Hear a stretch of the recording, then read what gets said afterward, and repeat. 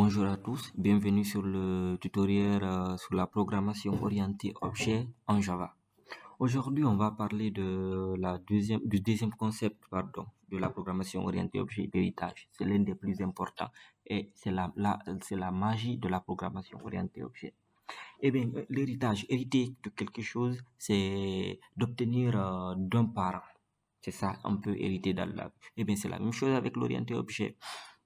Une classe, on dit qu'une classe hérite d'une autre, c'est que cette classe a les mêmes propriétés et les mêmes méthodes que la classe déjà préalablement définie. On va voir ça tout de suite sur les codes. Eh bien, regardez ici. Qu'est-ce que vous remarquez? Bien sûr, il y a classe, il y a étudiant. Là, on déclare une classe, mais il y a un mot que peut-être vous n'avez jamais vu, extend.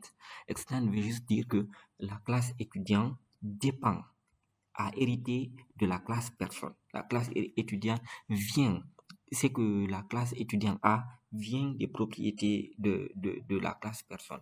Ok, oui, bien sûr, tu peux augmenter tes propriétés sur la classe étudiant, mais en faisant appel au constructeur, tu ne vas jamais oublier de mettre les propriétés de la première classe, de la classe mère, qu'on appelle classe mère, la classe dont tu as hérité.